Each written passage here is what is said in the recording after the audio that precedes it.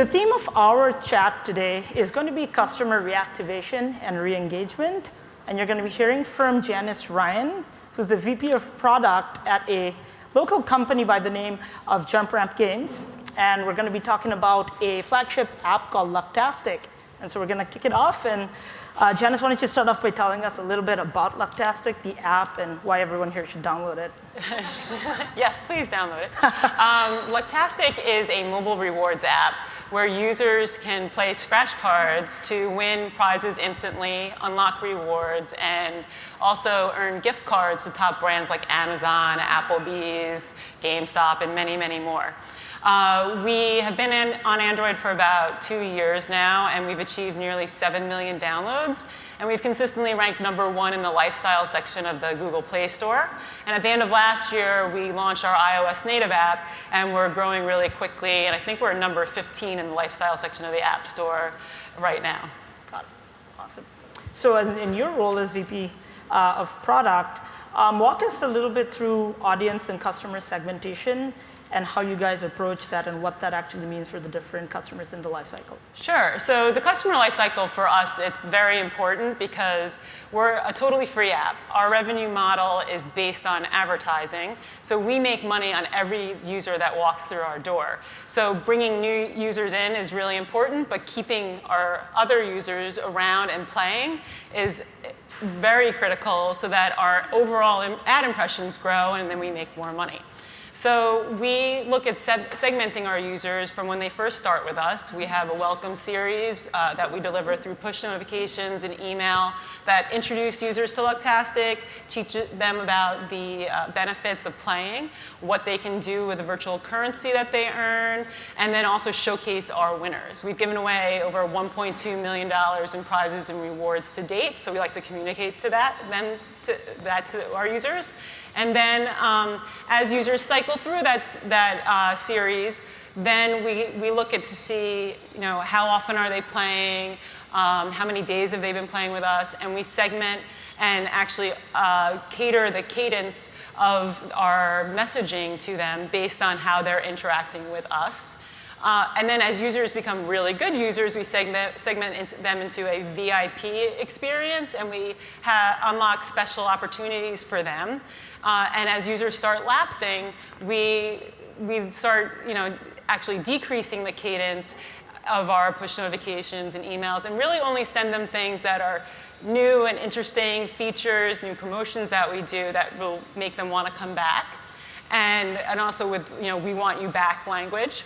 And so we define active users as 30 days. So once they get to that 31st day, we're actually integrated with the Facebook SDK, and we start messaging them through paid advertising on Facebook and showing them more promotions to have them come back. So we try to use all of our resources internally for the first few weeks, and then keep a conversation going with them after they cycle out and become an active user. Got it. So we see a lot of brands heavy up on customer acquisition, do very good in acquiring the customer, and then kind of falter in the path and actually reactivating or sort of sustaining a contained, continuous touch point with the customer itself, which we know is important for building longer-term lifetime value.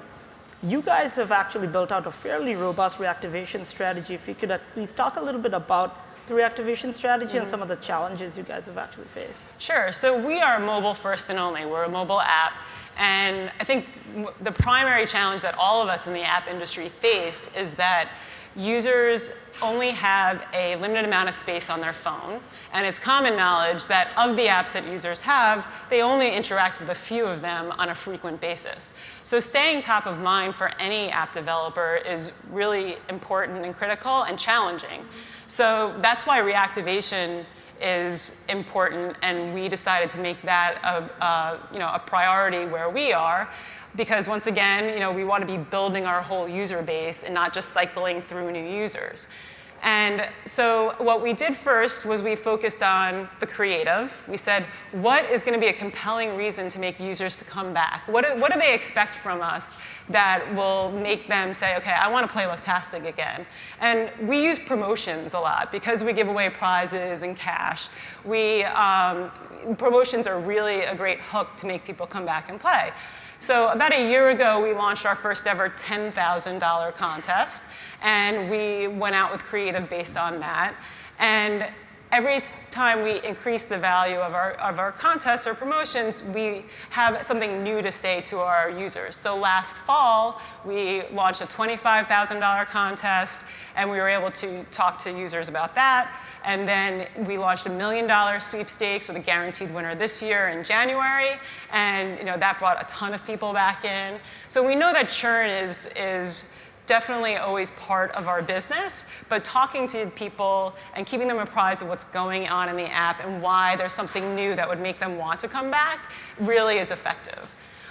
As we have been testing reactivation, another big challenge that we faced was attribution. I know the people in the conversation before were talking about attribution, but for reactivation, it's really difficult in the mobile app space because what we found was our numbers weren't matching. So we would look in Facebook and we would see one set of numbers about how many users we brought back, what the revenue was. Then we would go to our attribution partner, and it was wildly different from what Facebook was reporting. And this isn't Facebook only. This is across sources. We wound up testing outside of Facebook to see if this was just a Facebook issue, but it wasn't. And I really feel like attribution is a key issue that we need to solve in the mobile space. And so we took steps to figure out, OK, what can we do? So we tried deep linking. And that seemed to get us part of the way. But what happens is deep linking only works if the app is still on your phone. And of course, people delete apps from their phones. So if a user had deleted the app and they clicked on the deep link, once they got to the app or the Play Store, the link broke. And from our side, it looked like an organic new user coming in, and we couldn't figure out where it was coming from and attribute it to the spend on Facebook or any other channel. So then we thought, OK, how can we've been working closely with Facebook and other partners to figure this out, but we said, what can we do? How can we track these users? And so we've taken our own user profile and appended it with a start date, but now a reactivation date. So we can actually see, OK, this person did fatigue off the file, but now they're back, and when, and try to append a source, which is challenging. And then there's also, we're now looking at deferred deep linking that's supposed to help carry through the App Store as well. So I think there are some challenges, but we know that reactivation works. Anecdotally, we see in our numbers that it works. We know that our repeats do go up when we're doing it, so we have made a commitment to spending on reactivation. But I envision reactivation being just as important in spend as acquisition. It's cheaper to acquire a reactivated user. They already know your brand. They might just have fatigued off, and they need to be reminded of why they love your app. So we've now identified the problems, and we're working on solutions, and I know we'll get there. Yeah, good segue. So the theme of today's FBIQ event is obviously hand to heart. If you could speak about specific actions and strategies you guys have taken on Facebook and on Instagram to appeal to folks' heart in addition to their heads. Sure. Well, we at Looktastic, we focus on the heart, because we always say that the users who play our game are more of a psychographic than a demographic. People believe that they can win. If you don't believe you can win, you're not going to really play. We liken it to the Powerball, right? People of every demographic play that, whether you have money or you don't. You want to win more money. So it's an emotional play for our users. And so how we use Facebook and Instagram to help make that connection, that emotional connection with our audience, is the first and foremost is we showcase a lot of our winners' content. So we actually have a thing called the Luck Cam, and we award users through the internet, and we have like a video cam, and we'll put that on Facebook and show these are real people winning. You know, it's not just a concept out there. They actually are real winners. We actually go to bigger prize winners' houses and award them in person, just to try to make it real for our user base and make them get excited about the win. And it also helps them envision, wow, I could really change my life. I can make my life a little bit better.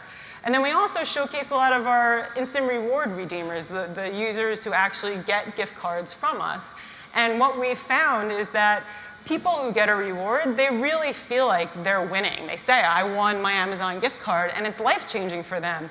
It's really interesting to see that someone who gets a $25 Applebee's gift card, we've had comments, now I can celebrate my 4th wedding anniversary with my husband. And you know, it's like shocking to me. Or I got my $50 Amazon gift card. I can now buy school supplies for my child. You know, Middle America is having real issues with making ends meet. And it's really great when we get those stories out there because people feel emotionally tied to our brand and they feel like they can change their own life. Yeah. And then other things that we do to make people engage with the brand and help them feel connected is do polls on Facebook. For instance, we get users to comment on what prizes they'd like to see. So the more they feel like they're helped shaping the product and the experience, the more tied they feel to the brand. So you know, we're constantly posting on Facebook and Instagram in a variety of ways to help build this community of Lucktastic users and have them feel closer to the win. And one of the key reasons you guys have been such a successful app is your testing strategy. Tell us a little bit about the nature of the tests you guys have executed and what that's actually meant to the success of the app. Sure. So I'm a performance-based marketer by trade. I chose that over brand advertising a long time ago because I love the really true quantifiable aspect of it. I know how many push notifications I sent out. I know how many emails I sent out. I know who actually clicks on them and how they respond. And I can look down the journey and see what revenue they're earning. So I've always enjoyed that. And with performance-based marketing, that means you can really test and be able to quantify those results. And when you have that power, you can test to the sky's limit if you have, if you know your budget restraints, of course, but you can really do a lot with that. And I always say if you're not failing at testing, then you're not testing hard enough. So really trying a lot of different things is important to really move the needle. If you just do little things and you might iterate a bit, but if you're really trying to increase response, substantively, then that's the way to do it. So, I think getting down to nitty-gritty, like actual things that worked for us is we looked at our acquisition campaigns when we launched reactivation and said, what's working there? So when we first launched the $10,000 contest, we actually didn't have a winner. So we launched with just creative about the contest, but we saw in acquisition that winners were really resonating well and an increasing response. So once we had our first $10,000 winner, we updated the creative to showcase that, and we saw an immediate improvement of 13% click-through rate and a 70% return on ad spend. So I'd say take knowledge if you're already doing acquisition or whatever you're doing and apply that for testing, and then always keep a control. And try to test different variants off of the control so you have a baseline of what's working well for you. And it's fine to test a totally brand new creative, but if you really want to know what's pushing the needle, then test one variable at a time. If it's the copy or the image or the call to action, because if you test them all at once, you're really not going to know what is driving that response for you. So being methodical about it. And I would just say, test everything. I have a gut feel of what works now, but we're constantly surprised. And so, take that risk and see what works for you. Yeah, cool. So taking a step back, Janice, both yourself and the founders of JumpRamp come from Publishers Clearinghouse. Mm-hmm. So in between sweepstakes and online gaming, I'm sure you guys have had a lot of experience with what rewards mean to customers mm-hmm. and how that builds loyalty. What are some of the nuggets of wisdom you could share on that front? Sure. So at Publishers Clearinghouse, I was responsible for launching several websites that supported the main brand of PCH.com. And it was a casual gaming site, a lottery site, a slot site. And we launched Instant Win as a concept there. So, PCH has their big $1 million sweepstakes, and we wanted to do smaller prizes to make people feel, engaged and closer to the win. And as time went on, we started seeing that instant win can quickly become instant lose. So if you're not winning, people feel like, why am I doing this? What am I working towards? And they get a little bored with it. And so what we've done is to add the rewards component to it. So as people play our scratch card in our game, they earn virtual currency that they can save up for the gift cards. So even if they're not winning, they know that if I put time into this free app, I'm going to walk away with something of value. So I think when you're looking to build your own rewards program, you really need to figure out, first of all, what do your customers expect from you? What makes sense for you as a brand to deliver to your users that they say, okay, this makes sense for me. And then also make sure it fits with the brand. And like some examples are, I love to use my American Express card because I love earning my membership rewards points, and then I redeem them at Pottery Barn, and I'm really happy. Or when I travel, I only use 1 or 2 airlines because I want to be able to board first. I want to be able to upgrade my ticket. I want to, get free tickets. So I really think it comes back to understanding your customer of what they want and expect from you, and make sure that it fits with your brand. And then you'll have a compelling reason for people to be loyal to you and to keep using your product. So we have about a minute left. I'd be remiss if I didn't ask this, but as you look to the future, what are you the most excited about, both on Facebook and on Instagram? We're really excited about Facebook Live, and we already have plans to use it. So we'll be doing some stuff this week.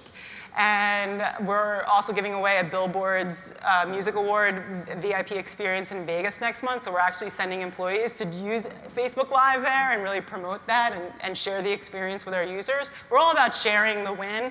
And so Facebook Live will help us with that. And then we're also excited about Canvas. We really want to, we're waiting for the mobile app version of it. And we're excited to hopefully be in the beta of that. But really, we test any ad format that comes out. So we love hearing the new things that Facebook is doing, and we want to use them all. Awesome. Fantastic. Thank you very much, Janice, for being here. That's all we have. Thank you, guys.